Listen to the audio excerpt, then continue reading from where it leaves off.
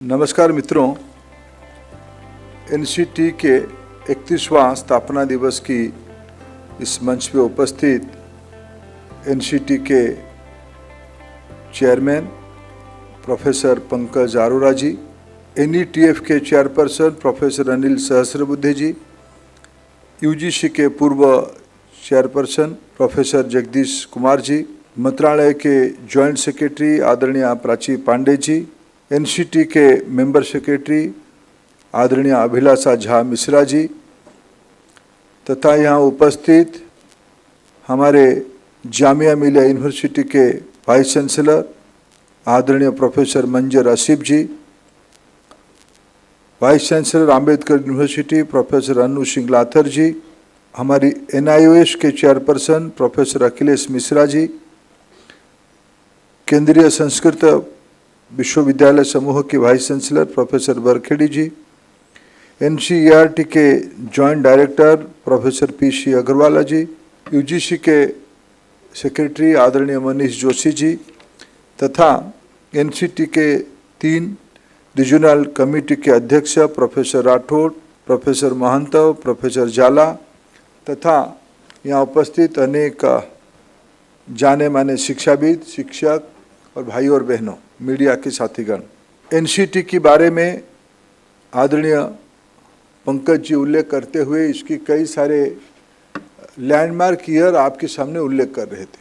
1975 की एक कल्पना, तब तक शायद देश में शिक्षा की जो अवस्था हुई होगी तब सोचा गया होगा उन दिनों की लीडरशिप के नेतृत्व में, थॉट लीडरशिप के नेतृत्व में, कि हमारे देश में शिक्षकों की एक स्टैंडर्ड बने, उसकी एक एकीकृत यूनिटरी अप्रोच हो, इसीलिए एनसीटी करके एक इंस्ट्रूमेंट बनाई गई, जिसको लगभग 20 साल के बाद 75 to 95 तक आते आते इसको एक स्टैट्यूटरी बॉडी में कन्वर्ट किया गया। एक विषय को उन्होंने उल्लेख नहीं किया, मैं उनको याद दिला रहा था, जब 2008 में आरटी 2008 में ही आई, 2008 में आई, यानी 10 से अनवार्ड 10 से 25, ये एक अलग माइलस्टोन एनसीटी के व्यवस्था में जुड़ी। मित्रों, इस देश में शिक्षकों की भूमिका को वर्णन करना सूरज के बारे में वर्णन करना जैसे होगा, या चंद्रमा की सौंदर्य को वर्णन करना जैसे होगा। शिक्षकों की आवश्यकता, भूमिका और जिम्मेवारी ऐसे ही कोई फोरम पे चर्चा करना जैसे धृष्टता होगा, ऐसे ही मेरी स्थिति आज ऐसी है। मंच पे बैठे हुए सब देश की जाने माने शिक्षाविद उपस्थित है, आप सब उपस्थित हो। मैं शिक्षक नहीं हूँ, मैं विद्यार्थी हूँ, अभी भी मैं विद्यार्थी की स्वभाव में रहना चाहता हूँ। और मैं आज सुबह आईआईटी दिल्ली गया था, वहीं से इधर आ रहा हूँ। मैं कुछ अनुभव वहाँ मेरे को आया, मैं आपके सामने शेयर करना चाहता हूँ। आज 17 अगस्त है। 15 अगस्त को माननीय प्रधानमंत्री जी ने लाल किले से देश की आने वाले भविष्य की नई रणनीति के बारे में कुछ बिंदु को उल्लेख किए। उन्होंने कहा 100 साल पहले हम लोग लड़े थे देश की स्वतंत्रता के लिए, अभी 100 साल के बाद, 100 साल पहले कल्पना करिए 20वीं सदी में 1947 में हमें आज़ादी मिली, उसकी ठीक 25 साल पहले क्या क्या हो रहा था। 1920 में भारत में नॉन कोऑपरेशन मूवमेंट की आह्वान किया गया, असहयोग आंदोलन शुरू की गई। उसकी 22 साल के बाद 42 में क्विट इंडिया मूवमेंट के बारे में उल्लेख किया गया और 47 आते आते देश को आज़ादी मिली। इसके अर्थ ये नहीं है कि सिर्फ यही कालखंड में देश की आज़ादी मिली। और उसमें शिक्षकों की भूमिका क्या थी, शिक्षा की क्या भूमिका थी। उस समय में शिक्षकों और शिक्षा की भूमिका बहुत ही महत्वपूर्ण थी। और उसके पीछे भी अगर हम जाते हैं, भारत में जब जब भी नव जागृति हुई है, रेनेसांस हुई है, या कोई नई परिवर्तन की बात कही गई है, उसकी 2 प्रमुख स्टेक होल्डर रहे। एक विद्यार्थी रहा है और उसको तैयार करने में शिक्षक ही रहा है।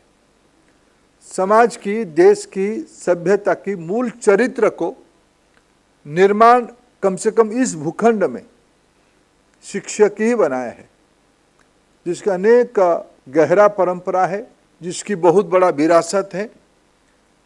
अभी 21वीं सदी में जब हम प्रधानमंत्री जी की इस भाषण को सुनते हैं और पिछले 100 साल को समीक्षा करते हैं, बहुत पुरानी बात को ना जाते हुए भी आज देश में स्वतंत्रता हमको तो मिली है पिछले 100 साल में, उसके हम और 22 साल के बाद उसकी शताब्दी मनाएंगे। पिछले आज इस बार हमने 79th इंडिपेंडेंस डे मनाया।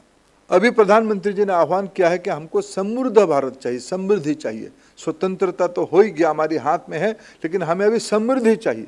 जिस प्रकार की ग्लोबल सिचुएशन है, जियो पॉलिटिकल सिचुएशन है, सबको एक विषय में ध्यान आ रहा है, आत्मनिर्भरता की, सेल्फ रिलायंस की, सेल्फ डिपेंडेंस की कोई विकल्प ही नहीं सकता है। और इस सारे को उपलब्ध करने के लिए, हासिल करने के लिए हमारी स्कूली शिक्षा की महत्व ज़्यादा है। हमें देश को अगर एक का समृद्धि की देश बनानी है तो हमारी आवश्यकता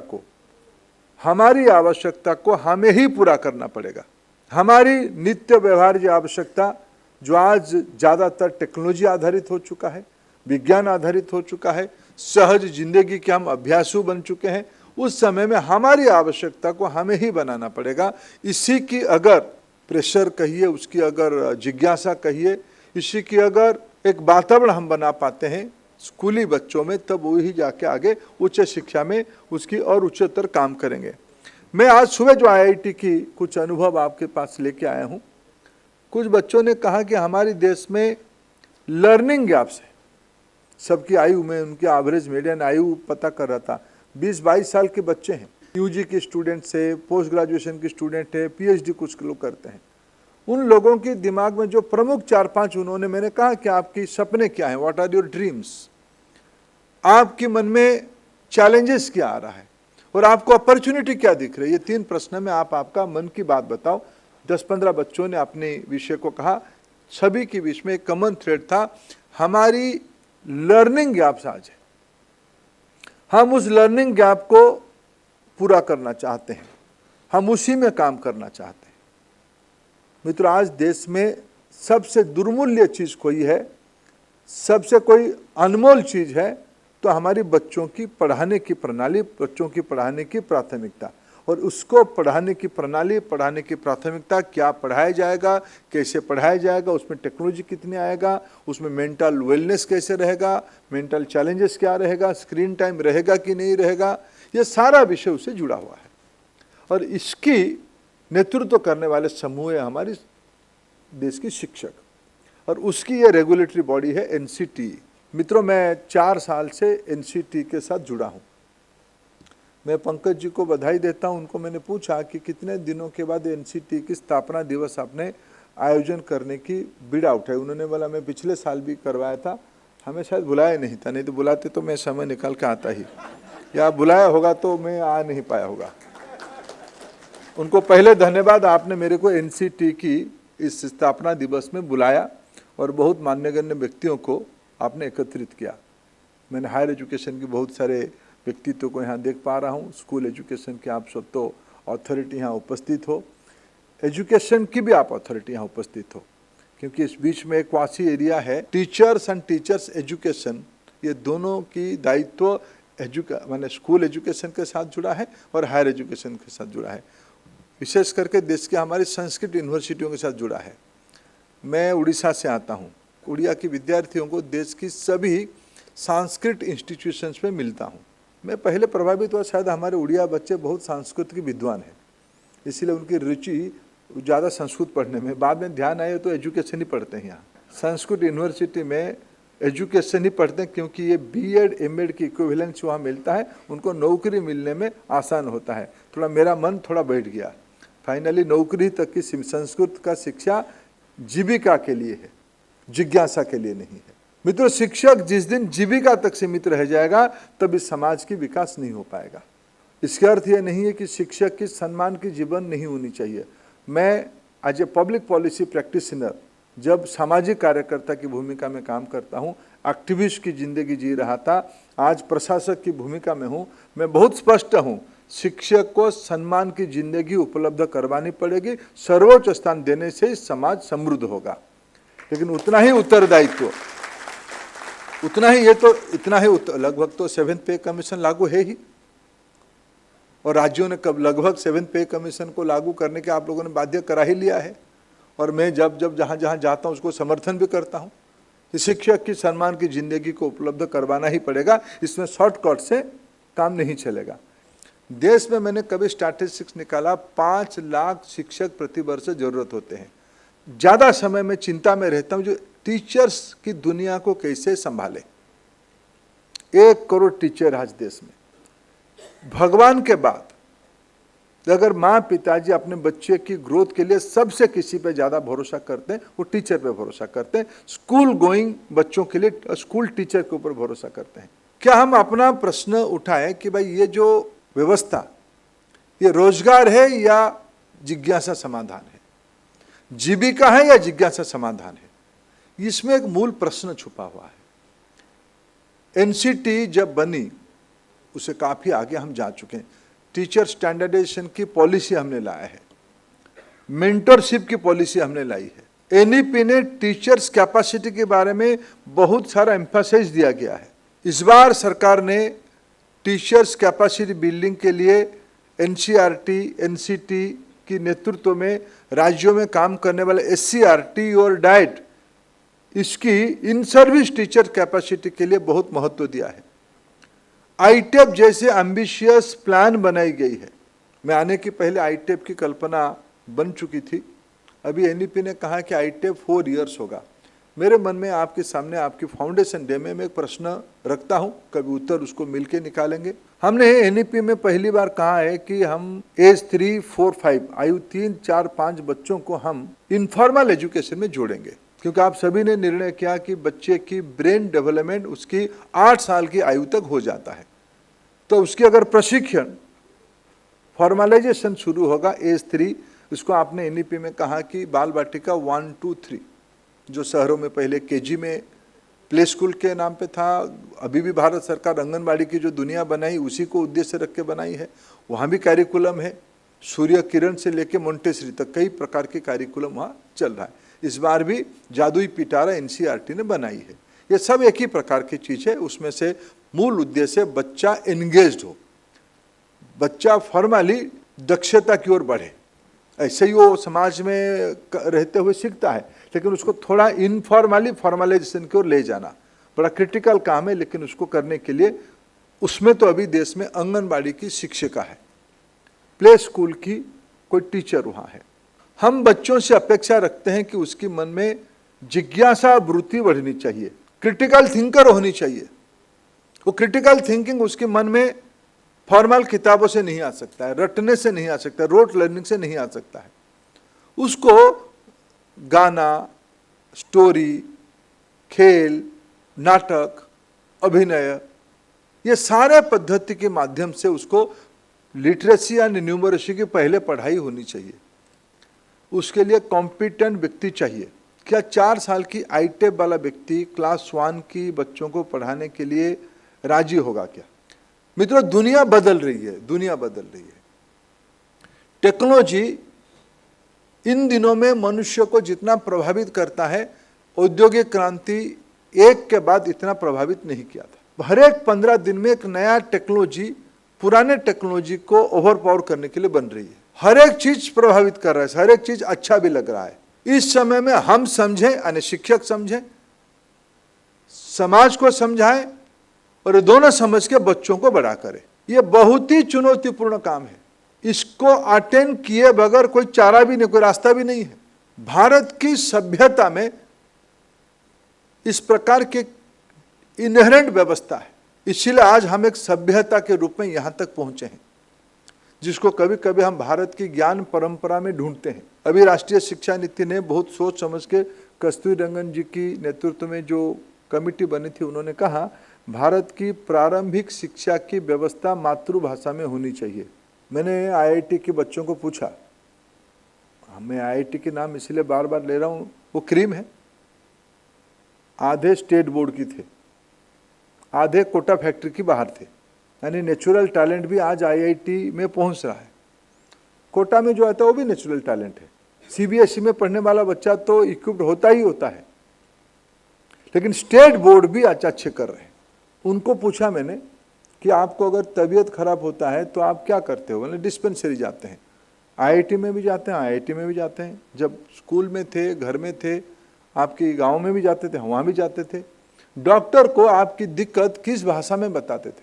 आपको तो स्कूल में इंग्लिश मीडियम में पढ़ते हो, क्या आप उस डॉक्टर को आपकी दिक्कत इंग्लिश मीडियम में आप बताते थे, इंग्लिश में बताते थे या आपकी मातृभाषा में बताते थे? दिक्कत आपकी, मेरे को सर दुख रहा है, मेरे को पेट दुख रहा है, मेरे को इसमें यहाँ पेन हो रहा है, मेरे को ये दिक्कत है, तो मेरे को ये क्या करना चाहिए, ये सारे प्रश्न आपकी जो कष्ट की, जो पेन की क्वेश्चन है, उसको आप पूछते थे आपकी मातृभाषा में। डॉक्टर आपको आपकी भाषा में उत्तर देता था, प्रेस्क्रिप्शन लिखता था इंग्लिश में, उसको आप लेके आते थे फार्मेसी के पास। फार्मेसी वाला लड़का जो डॉक्टर नहीं है, वो तो विशुद्ध मातृभाषा में आपको उसकी उत्तर दे के, मेडिसिन दे के छोड़ता था। मित्रों, कोई भी, मैं आज भारत की शिक्षक समूह के सामने एक अपेक्षा रख रहा हूँ। हमें ये जो भ्रम है, हमारे देश में 1700 सदी की पहले भी विज्ञान था, हमारी पहले मुगल आने की पहले भी विज्ञान था, हमारे देश में चिकित्सा प्रणाली थी, हमारे पास शास्त्र की, दर्शन की, साहित्य की अनेक प्रसंग थे, अनेक अनुभव थे। उस समय हमारी भाषा क्या होगी? कोई तो भारतीय भाषा होगा, पाली, प्राकृत, संस्कृत, तमिल, उड़िया, तेलुगु, बंगाली, मराठी, यही तो कोई भारतीय भाषा होगा। हिंदी, चलो हम उर्दू को भी अपना भारतीय भाषा मान ही लेते हैं। मुगलों की भाषा और हिंदी की सम्मिश्रण से उर्दू बनी है। यह भारतीय भाषा, भारतीय ज्ञान परंपरा और भारत की आकांक्षा, अभी अभी कभी आप लोग देख रहे होंगे, जब लर्निंग आउटकम्स की परख हो या असर हो, किसकी रिपोर्ट आती है, तब एक चीज मेरे को ध्यान में आती है, उसमें लगभग 60% बच्चे जितने लर्निंग आउटकम की इंडेक्स पे खड़ा होनी चाहिए उतना नहीं हो रहे हैं। हम उसमें किसमें खुश हो रहे हैं? पिछले बार 28 थे, इस बार 37 हो गया, ग्रोथ है।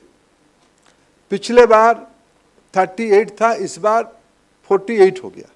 इसके अर्थ है 52 से लेके 60% तक बच्चे अभी भी up to date learning outcome के इंडेक्स पे खड़े नहीं हो रहे हैं। इसके कारण क्या होगी?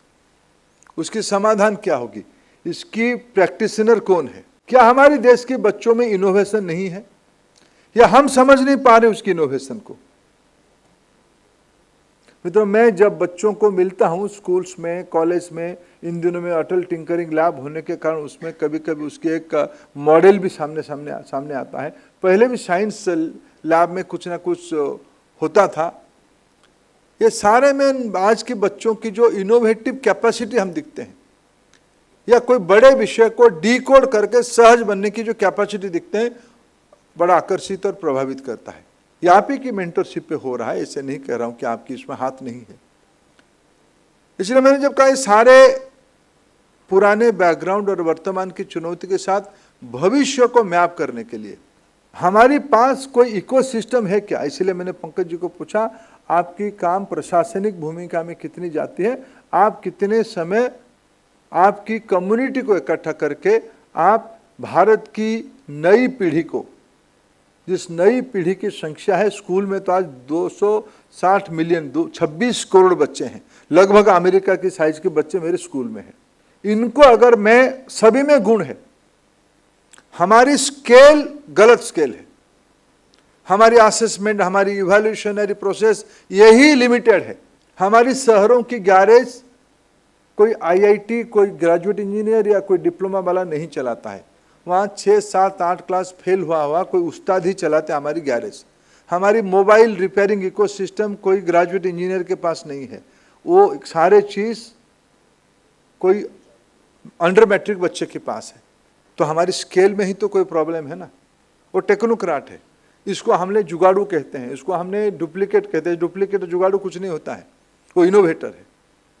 मैं गांधीनगर आईआईटी में एक व्यक्ति को, उन्होंने एक, उनका इंस्टीट्यूट है, centre of innovative learning, CIL करके एक इंस्टीट्यूट है, उसमें उन्होंने एक अंडर मैट्रिक व्यक्ति को प्रोफेसर ऑफ प्रैक्टिस के रूप में रखा है। प्रोफेसर तो नहीं कहा है, टीचर ही कहा है। आईआईटी में कोई भी एम्प्लॉय मैट्रिकुलेशन के बिना नहीं हो सकता है। उन्होंने बोर्ड में पास करा के उसको रखा, अपॉइंटमेंट किया। वो क्या करता है? हमें वो दिखाया कि वो एक साइकिल मॉडल बनाए जिस साइकिल को रिवर्स पेडलिंग करने में आगे चलता है, वो उसकी इनोवेशन था। आप जहां जहां से आए हो और आपकी रोजमर्रे की आप सब एंटरप्रेन्योरशिप पढ़ाते हो स्कूल में थोड़ा थोड़ा। किसी ने मेरे को कहा कि कोई भी भारत के रेलवे स्टेशन के पास जो डेली हॉकर बैठता है उससे बड़ा MBA ग्रेजुएट कोई नहीं है। बोले कि वो सीजनल फ्रूट्स बिक्री करता है, सुबह फ्रूट्स बिक्री करता है या नाश्ता बिक्री करता है, दोपहर को कुछ और कमोडिटी बिक्री करता है, शाम को फूल बिक्री करता है। तीनों के बारे में 3 अलग अलग अट्रैक्टिव स्टोरी लाइन बताता है। व्यक्ति वही है जो हैंडीक्राफ्ट बनाते हैं हमारे देश में। क्या सिर्फ वो एक हैंडीक्राफ्ट एक ऑब्जेक्ट है, उसमें कुछ फिलोसफी है। इस बीच में मेरे राज्य उड़ीसा की एक व्यक्ति, ट्राइबल जिले की व्यक्ति, केउंझर के, उनको पद्मश्री 2 साल पहले भारत सरकार ने दिया। वो आए थे दिल्ली में, उनको मिला। मैं उनको मिलने के बाद मेरे कुछ मौलिक चिंतन में परिवर्तन हुआ। उन्होंने पूरा रामायण और महाभारत को कंठस्थ किया है। मैं तो उनको चित्रकार मूर्तिकार में, वो मूर्ति के, मैंने मिट्टी की मूर्ति के ऊपर उनको ये सम्मान मिला था। मैंने उनको कहा कि आप तो मूर्तिकार हो, आप इतने सारे ज्ञान कैसे आए? बोले कि मैं इतने ज्ञान नहीं रखूंगा तो मूर्ति कैसे बनाऊंगा? मित्रों, हमारे देश में शिक्षा की अनेक प्रकार की प्रक्रिया है। ये सारे प्रक्रिया को आज कैसे हम वर्तमान के समय में प्रासंगिक करते हुए भविष्य के लिए रास्ता बनाने के लिए उसको एक मॉडल बनाएंगे, ये मौलिक चिंतन NCT की होनी चाहिए। कोर्ट कचहरी करते रहिए, रीजनल डायरेक्टर अपना काम करते रहे, लेकिन ये इसमें आपकी मदद भी थोड़ा चाहिए, सबकी मदद चाहिए। 2 साल पहले एक परफॉर्मेंस अप्रेजल रिपोर्ट मांगा, वो मान्यवर कोर्ट ने उस पर एक लटका दिया ताला। ये जो सब चलाते हैं इस प्रकार के अनुष्ठान, आपके बिना आशीर्वाद के राठौर साहब नहीं चलते हैं। मैंने आप व्यक्तिगत नहीं, आपके संस्थानों के प्रत्यक्ष आशीर्वाद से इनको कल बंद करो मैं से नहीं कहूँगा, लेकिन अगर व्यवस्था ने, आप ही लोग ने मिलके आप पार बनाया तो पार को इम्प्लीमेंट करो। मित्रों, गुणवत्ता की कोई विकल्प नहीं। क्या हम इस देश में सिर्फ सर्टिफिकेट बांटेंगे, डिग्री बांटेंगे, या योग्यता बढ़ाएंगे, दक्षता बढ़ाएंगे? क्या इस जिस प्रकार की दुनिया बनने जा रहा है, नई प्रकार की अर्थनीति बनने जा रहा है, जिसमें भारत अभी भी एक प्रभावशाली स्थान पे है। आज सर्विस इंडस्ट्री में दुनिया में हमारी स्थान है। मेडिकल साइंस में भारतीय डॉक्टरों की अपना स्थान और वर्चस्व है। अभी कल्पना करिए, जिस दिन हमारा ये तो 30-40% लर्निंग आउटकम में अच्छा करने वाले इस व्यवस्था का है, जिस दिन हमारी लर्निंग आउटकम 70-80% तक परफेक्ट हो जाएगा, हम ओलंपिक की मेडल भी जीतेंगे, हम ग्लोबल प्रॉब्लम की सॉल्यूशन भी निकालेंगे, हम अच्छे न्याय व्यवस्था भी बनाएंगे, हम एक अच्छे शिक्षा व्यवस्था भी बनाएंगे, विज्ञान में हमारी दक्षता होगा, अर्थनीति में हमारे नेतृत्व रहेगा, तब हम दुनिया की कल्पना कर पाएंगे, दुनिया की कल्याण कर पाएंगे। हमने जब कहा है कि हम वसुधैव कुटुंबकम की विश्वासी लोग हैं, विश्व भाईचारा के हम लोग विश्व बंधु की हम कल्पना रखते हैं। हमने हमारी सभ्यता में कभी हम लोगों ने आइसोलेशन में नहीं सोचा है, मेरे को ये दोगे तो मैं ये करूंगा, नहीं तो तारीफ लगा दूंगा। ऐसे सोचने वाले लोग हम नहीं है। कोरोना के समय में हमने 100 से ज्यादा देशों को हमने वैक्सीन बना के मुफ्त में भेजा, हमने नहीं शर्त लगाया। मैं कभी उन दिनों में कुवैत गया था, कुवैत की वहाँ का राजा का निधन हो गया, नया राजा बैठे, मैं भारत सरकार की ओर से उनको प्रधानमंत्री जी की स्वागत पत्र लेके गया था। वो स्वागत पत्र वगैरह पीछे रह के मेरे को पहले 15 मिनट प्रशंसा की, अगर भारत कोरोना में हमारे पास डॉक्टर, नर्स और मेडिसिन नहीं भेजता तो आज कुवैत ना रहता। ये भारत की दायित्व है। प्रधानमंत्री नरेंद्र मोदी जी ने कहा है कि हमें विश्व की गरीबों की चिंता करनी है, ग्लोबल साउथ हमारा रिस्पॉन्सिबिलिटी है। ग्लोबल साउथ के पास इतने बड़े शिक्षक समूह नहीं है। हमको अनेकों देशों ने कहा हमको NCERT की कार्बन कॉपी हमारे वहां बना के दीजिए। NCERT 2-3 देशों में वो काम पे लगा है, उनको कैसे कि NCERT बना के दे। आज भी विश्व के अनेक देशों में भारतीय स्कूल शिक्षकों की वर्चस्व है। मैं हायर एजुकेशन की बात नहीं कहता हूं, भारत की स्कूल शिक्षकों की वर्चस्व अभी भी है। मित्रों, हमारे शिक्षकों के कंधे पे ना केवल भारत की विद्यार्थियों की, भारत की भविष्य की, दुनिया की, विशेष करके गरीब देशों की, ग्लोबल साउथ की देशों के बच्चों की भविष्य की दायित्व है। क्या अगर हम डिग्री ही बांटेंगे, सर्टिफिकेट बांटेंगे, ये कर पाएंगे क्या? इसलिए NCT अपना एक आत्मसमीक्षा करे। सरकार कुछ नई विषय सोच भी रहा है, योग्य समय में आपको उसके बारे में अवगत भी कराएंगे। लेकिन मैं आज आपकी स्थापना दिवस में भारत की शिक्षक समूह को अपनी जो नई दायित्व है, नई अपेक्षा है, नई आकांक्षा समाज के, उसमें, क्योंकि आपके बिना कोई आपकी विकल्प कुछ नहीं है। माँ पिताजी की विकल्प आज हो गया है, अडॉप्टेड फादर एंड मदर हो गया है। कोई अडॉप्टेड टीचर नहीं हो सकता, टीचर टीचर ही होगा। टीचर की कोई विकल्प नहीं है, शिक्षक की कोई विकल्प नहीं है। इसलिए आपके सामने जो दायित्व है उस विषय में आपकी स्थापना दिवस में आप कुछ नया सोचोगे और देश के लिए आप दायित्व लोगे। इसी अपेक्षा के साथ आप सबको मेरे को निमंत्रित करने के लिए बहुत बहुत धन्यवाद। नमस्कार।